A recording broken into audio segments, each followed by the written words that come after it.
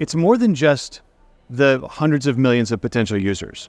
It's also about the capabilities that NBX brings. And NBX has cards that are tied to your crypto account. And if you can push USDM through the card to use it to register, it really brings the usability of the token way up. It's a very secure, very safe online, on-chain form of payment that can then be used in everybody's actual everyday life.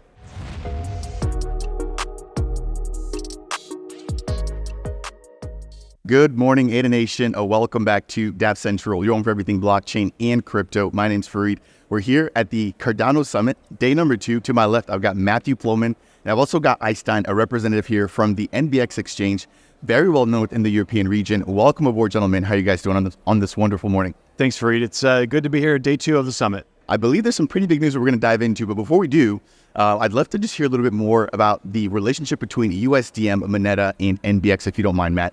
Sure. Real quick, when NBX, when USDM first got launched, we got approached by a few different partners to help us in different aspects. We got approached by banking partners, we got approached by centralized exchanges, we got approached by partners in other jurisdictions to help us with local presence in those areas. And one of the caveats with working in the European Union under the MiCa Regulations is that you have to have a physical presence in the country, and you have to have licenses that are appropriate to operate there. And when NBX reached out, we wanted to very quickly hop on the partnership because anybody that's been following Cardano in Europe knows that NBX is the #1 Cardano exchange in Europe, primarily because they do everything right with ADA. They let you choose your own stake pool. They let you participate in governance and catalyst voting. They do all of the things that you would expect a Cardano-friendly exchange to do. And so having an NBX partnership for the European community is the perfect opportunity for us to get USDM into the European Cardano community and allow everybody throughout the service area that NBX covers to mint and burn USDM through NBX. I've mentioned this to you yesterday. I use Coinbase myself. I have no ability to choose my stake pool, no ability to participate in governance, to do anything, right? So the amount of flexibility I think that you guys are giving to users is sort of, it's unmatched. But for Einstein, for anybody who isn't aware of NBX, could you maybe break down, how big you guys are and what you guys do for the European community? Yeah, sure, Fareed. So NBX has around 3 billion NOK in trade volume accumulated over the years. We're a very small company, 13 employees.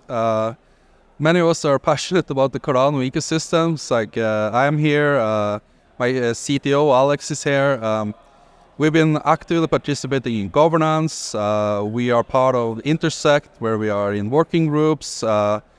And that's also one of the reasons we wanted to work with Moneta and We3i is because we saw this grassroots stablecoin that came from the community. And that is a huge opportunity. How often in the history of the blockchain do you see it's establishing the whole ecosystem of stablecoins and DeFi? That is a very rare thing, and there's so many advantages of using stablecoins on Cardano compared with on other blockchains. I hope we can talk about that a bit later. So yeah, it made total sense. So we are in EU and we're available for over 119 countries. So please check us out. Maybe I can already throw in some exciting news. Go for it. Right. So today, as of this morning, while we were at the booth there at here in the summit on day 2, we actually launched the EU Whitepaper as a co-issuer of USDM. So anyone can go to nbx.com/en for English and /USDM, and you can go read our whitepaper.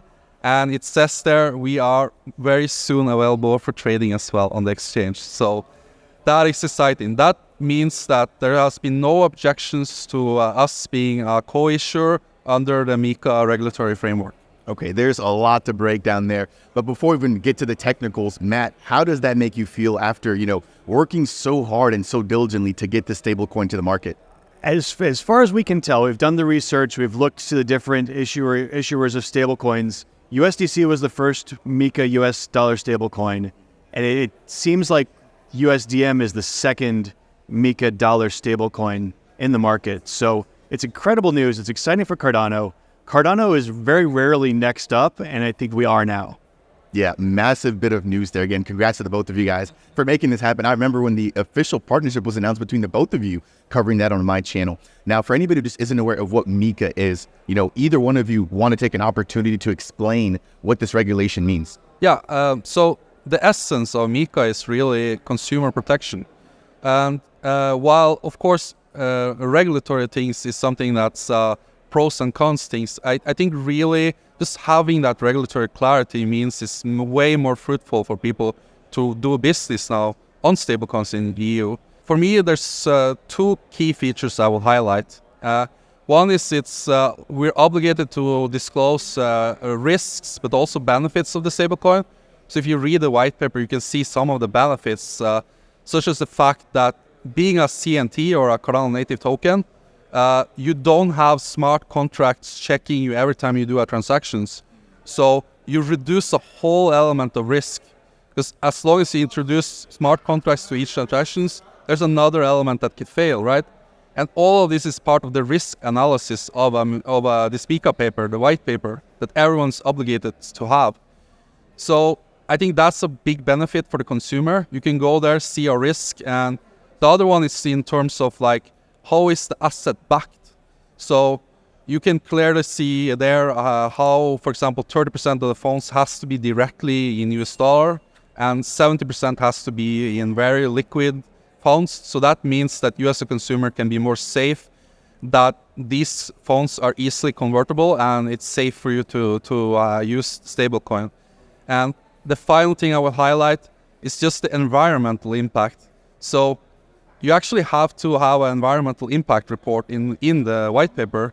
And the fact that 1 million transactions of USDM is only 168 kilowatt hours. To me, that's mind-blowing.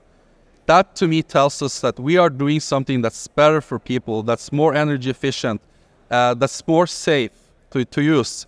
And that is why we're so excited about using USDM on the Cardano blockchain network. Over to Matt, just thinking about liquidity and adoption, how many doors does this particular bit of news open up? 190 countries and many hundreds of millions of potential users for USDM. It's a huge, huge partnership. We expected to be live in the US and Europe at about the same time, and I think we might be close when it comes to the actual ability to mint and burn USDM in the EU. I think there's been some deadlines that have been announced by NBX on the way that they're going to roll it out, and I don't want to get ahead of them and their communications. I'll let Einstein do it, but the opportunity really it's more than just the hundreds of millions of potential users. It's also about the capabilities that NBX brings. And NBX has cards that are tied to your crypto account.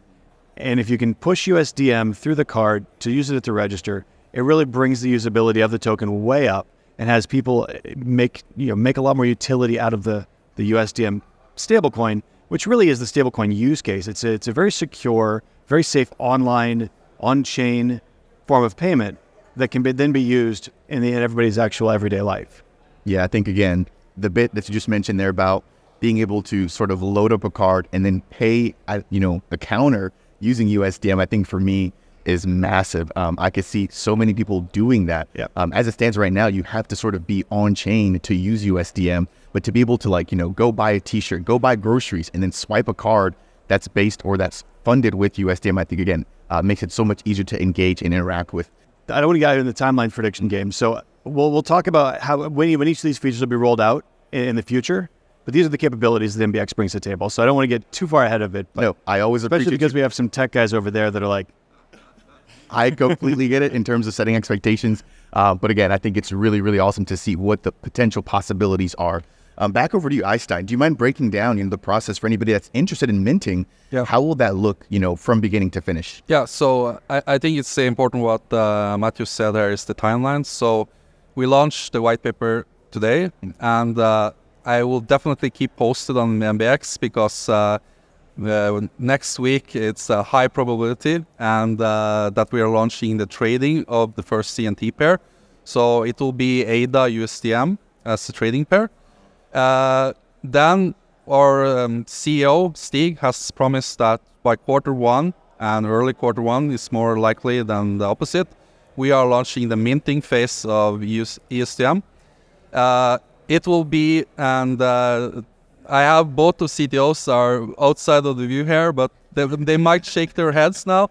But what our goal is to try to directly integrate with the smart contract so that we remove as many layers of things going wrong as possible, and we make it as decentralized as possible.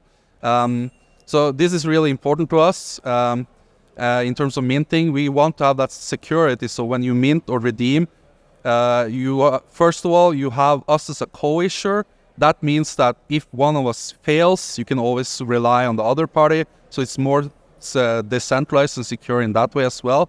I believe you can talk a bit about like the structure of your company and how that also secures us in terms of this, because we are really rooting for decentralization. We understand that fiat-backed stablecoins have their pros and cons, and it's really important we try to ensure it's as decentralized as possible. In terms of more details on that, I think Alex, my CTO, would shake his head if I give more details on that. But promise you, Q1, it will be minting and redemption. So stay tuned for that. I am looking forward to it. And I have a quick follow-up for Einstein, if I may. It sounds like retail will be able to mint and burn. But does NBX as an exchange have any sort of plans to also provide liquidity or just sort of mint USDM on their own? Yes, that's a great question, Farid. So yes, we are going to also mint and make sure we are doing market making and making sure we will do that in collaboration with you guys. And we will also have a OTC desk, so over-the-counter desk. So if you are a family business or anyone wanting to reach out to us, we are great at service on that. We actually have a lot of our volume on OTC. So there's definitely possibilities to reach out for us and look into minting and redemption through that way before Q1 2025. All right, back over to Matt. Anything that you want to add, as it pertains to the last two questions I've asked Einstein so far? Well, I just want to add, one of the questions that we sort of puzzled with was how much do we have to change USDM in order to be compliant with the MiCa regulations? And to be frank, there really weren't any changes we had to make to the reserves verification mechanism. We didn't have to make any changes to the smart contracts. We didn't have to make any changes to any of the way we operate regarding KYC and AML for people who are minting and burning.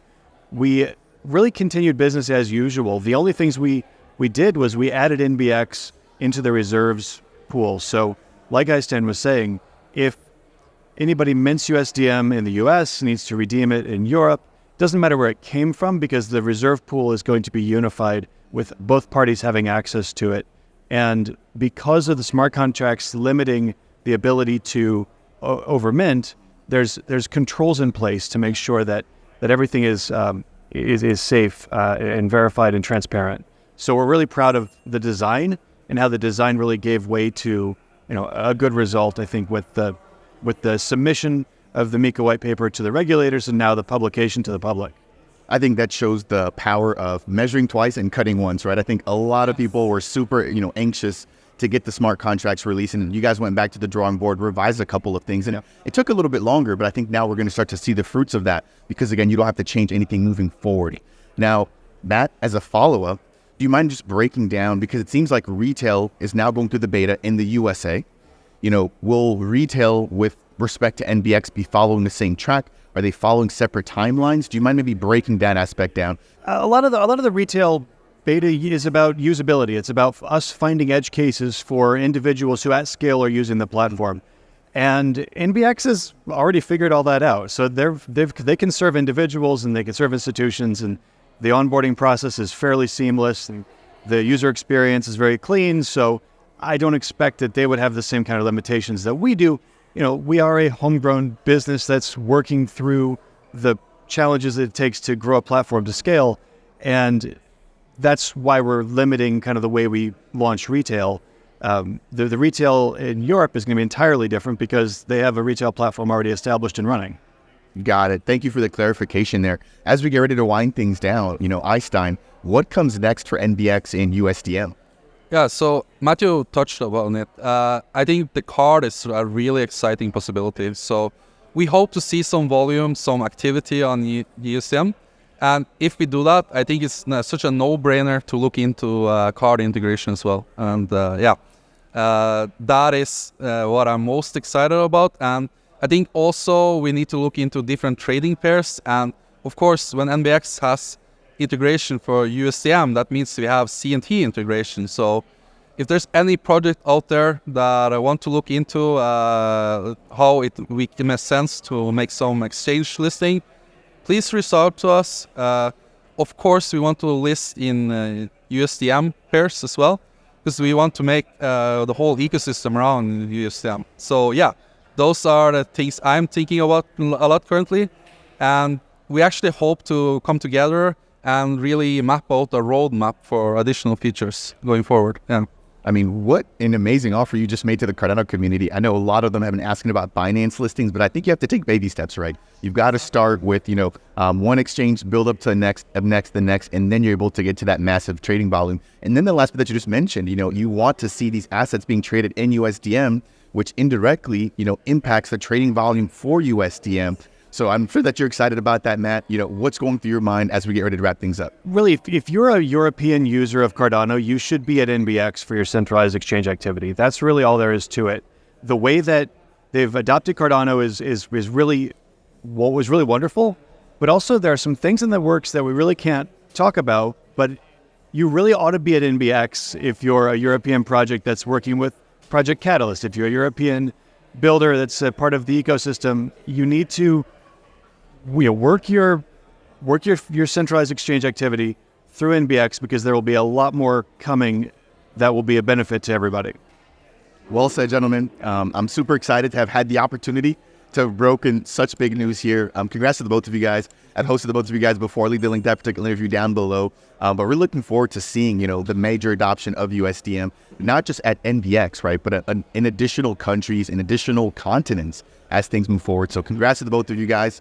For the viewers, if you guys have any questions for me, leave those down below. If you have any questions for Einstein or Matt, leave those down below. For the projects, make sure to go ahead and reach out to Einstein. I mean, again, that's a massive offer, to work with projects directly, to list them on an exchange. Yeah, again, just want to say thank you to the both of you guys. It's been an awesome opportunity here, and wishing you both the best of luck.